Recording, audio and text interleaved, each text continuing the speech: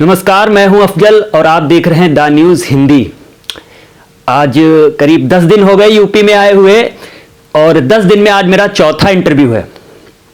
और आज मेरे साथ खास मेहमान हैं समाजवादी पार्टी के प्रदेश उपाध्यक्ष। तो इनसे हम कुछ उत्तर प्रदेश को लेके, लोकसभा के चुनाव को लेके खास बातचीत करेंगे कि मुसलमानों का रुख समाजवादी में कितना है, या समाजवादी पार्टी से मुसलमानों को टिकट कितने मिलेंगे लोकसभा में।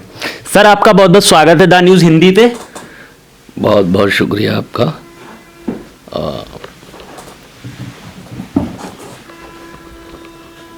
समाजवादी पार्टी हमेशा सारे जाति और धर्मों को साथ लेके चलती रही है और आगे भी ये सिलसिला जारी है।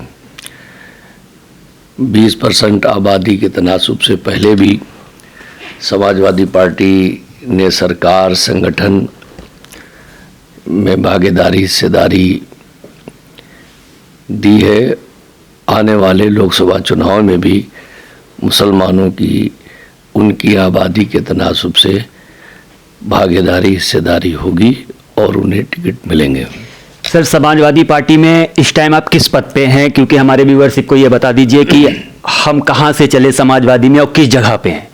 क्योंकि सबसे बड़ी बात, आप यहाँ पे बैठे हैं, आपको सबसे ज़्यादा देखा जाएगा एक टोपी से और एक दाढ़ी से। ये बहुत अहम है आज के वक्त में कि एक समाजवादी के अंदर एक टोपी वाला, एक दाढ़ी वाले की कितनी अहमियत है। सर, ये भी आपको बताना बहुत ज़रूरी है। मैं 2008 से समाजवादी पार्टी स्टेट कमेटी में पदाधिकारी के रूप में लगातार कार्य कर रहा था। अभी जो स्टेट कमेटी बनी है उसमें माननीय राष्ट्रीय अध्यक्ष अखिलेश यादव जी ने उत्तर प्रदेश समाजवादी पार्टी का उपाध्यक्ष नियुक्त किया है और फर्रुखाबाद लोकसभा का प्रभारी भी हूँ। इस तरह से काफ़ी लंबे अरसे से समाजवादी पार्टी के झंडे के नीचे राजनीतिक दायित्वों की जिम्मेदारियों का निर्वहन कर रहा हूँ। फर्रुखाबाद में लोकसभा का टिकट किसको मिलेगा सर?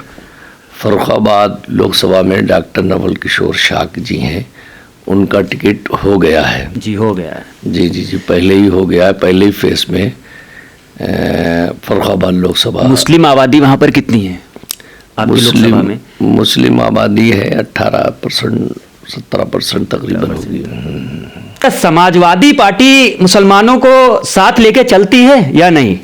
क्योंकि कभी भी मुसलमान के ऊपर कोई अत्याचार होता है या कहीं कोई बड़ा मसला होता है तो समाजवादी कहीं खड़ी नजर नहीं आती। जैसे आप इनको देख लीजिए, आजम खान को, आजम खान जेल हैं। क्या आपके अखिलेश यादव जी ने या शिवपाल सिंह यादव जी ने या कोई पदाधिकारी ने उनके लिए धरना प्रदर्शन या भारत बंद करो आंदोलन किया? ये कुछ तबका समाजवादी पार्टी का कहीं ना कहीं विरोधी है। उन लोगों का ये झूठा प्रचार प्रसार है। जनाब आजम खान साहब के साथ पूरी पार्टी पहले दिन से ही आज तक लगी हुई है और जो मदद हो सकती है वो पार्टी की तरफ से पूरी उनको दी जा रही है। चूँकि कानूनी मामला है और वो कोर्ट से उसका मामला तय होता है तो उसमें कोई सियासत काम नहीं आ सकती। इसलिए ये कहना बिल्कुल इंतहाई गलत है। माननीय अखिलेश यादव जी ने खुद साइकिल यात्रा रामपुर से निकाली। उत्तर प्रदेश के तमाम ज़िला मुख्यालयों पर माननीय आज़म खान साहब की रिहाई को लेकर और उन पर झूठे मुकदमात को लेकर धरना प्रदर्शन हुए। लेकिन चूँकि कानूनी मामला है इस वजह से लोगों को लगता है, लेकिन ऐसा हरगिज़ नहीं है। माननीय राष्ट्रीय अध्यक्ष जी, समाजवादी पार्टी पूरी तरह जनाब आज़म खान साहब के साथ खड़ी है। समाजवादी और कांग्रेस में गठबंधन हो गया, सीटों को लेके भी साफ हो गया है कि 17 सीटों पे कांग्रेस चुनाव लड़ेगी और 60 से 63 सीटों पे समाजवादी पार्टी चुनाव लड़ेगी। तो कितनी सीटें आने की उम्मीद है सर? देखिए, हम लोगों की तैयारियां लगातार लोकसभा चुनाव को लेके जारी हैं। समाजवादी पार्टी को हर धर्म और हर जात के लोगों का समर्थन, चूँकि पिछले विधानसभा चुनाव में 36% वोट समाजवादी पार्टी को मिला। 36% में 15% सिर्फ मुसलमानों को होगा, 21% वोट अदर।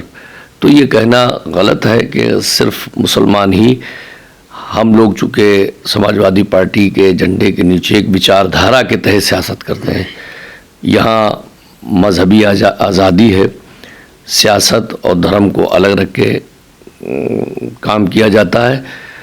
इसलिए हम लोग पूरे देश और प्रदेश की तरक्की के लिए समाजवादी पार्टी के झंडे के नीचे सियासत कर रहे हैं।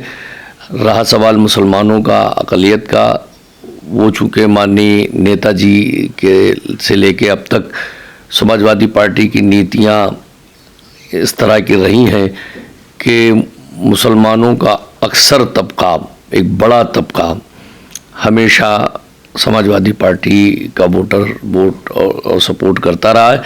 अब कांग्रेस से अलायंस होने के बाद मुझे उम्मीद है कि मुस्लिम समाज का 100% वोट अब की समाजवादी पार्टी और कांग्रेस गठबंधन को पड़ेगा।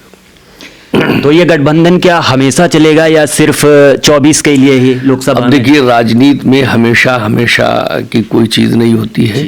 2024 में ये गठबंधन है। सेकुलर जमातें जो हैं वो सब इकट्ठा होके फ़िरका परस्त जो सरकार 10 साल से तकरीबन सेंटर में है, तो सारे सेकुलर फोर्सेस का यही मानना है कि 2024 में केंद्र से भारतीय जनता पार्टी को सत्ता से किस तरह बेदखल किया जाए। इसीलिए ये तमाम राज्यों में इंडिया गठबंधन के तहत सीटों का बंटवारा होके भारतीय जनता पार्टी को ये 2024 में हराने का काम करेगा। क्योंकि नरेंद्र मोदी का नारा है 400 पार। अमित शाह ने भी कहा है कि कुछ भी हो जाए 400 हमें जीतना है। तो क्या वो पहले से आंकड़े अपने लगाए बैठे हैं या पूरी तैयारी है? किन मुद्दों को लेके वो कह रहे हैं कि 400 पार हमारी सीटें हैं? देखिए, भारतीय जनता पार्टी का विकास, बेरोजगारी, महंगाई और जो बुनियादी हकूक़ हैं या बुनियादी देश प्रदेश के लोगों के मामलात हैं, उनसे उनका कोई संबंध और ताल्लुक़ नहीं है। वो हमेशा एक धर्म की राजनीति, नफ़रत की राजनीति, समाज के बीच में दीवार खड़ी करने की सियासत कर रहे हैं। इमोशनल, जज्बाती बनाकर लोगों का वोट लेने की कोशिश और प्रयास कर रहे हैं। लेकिन मुझे उम्मीद और यकीन है कि देश की जनता अब जान चुकी है कि इस तरह के झूठे नारे ज़्यादा दिनों तक चलने वाले नहीं हैं। लोगों को रोज़गार चाहिए, लोगों को महंगाई से निजात चाहिए, लोगों को आपसी सौहार्द, भाईचारा चाहिए, लोगों को आपस में मोहब्बत, गंगा जमनी तहजीब चाहिए। तो मुझे यकीन है कि अब की चाहे जितनी तिकड़मबाजियाँ कर लें, 2024 में यकीनी तौर पर इंडिया गठबंधन भारतीय जनता पार्टी को केंद्र से बेदखल करने का काम करेगा। प्रधानमंत्री का चेहरा कौन होगा? अब ये पहले गठबंधन जीत के जब आएगा, तो जब गठबंधन जीतेगा तो कोई ना कोई चेहरा जो उसका अहल होगा, लायक होगा, वो प्रधानमंत्री पद के लिए चुन लिया जाएगा। जैसे कि आपने सुना, ये हमारे साथ समाजवादी के प्रदेश उपाध्यक्ष थे और ये पूरा दावा कर रहे हैं कि समाजवादी सरकार गठबंधन इस बार जो है गठबंधन में लेके रह के कांग्रेस के साथ सरकार बनेगी और पूरी सीटें जीतने की इनको भी उम्मीद है। समाजवादी स्तर पे काम कर रही, जमीनी स्तर पे काम कर रही है और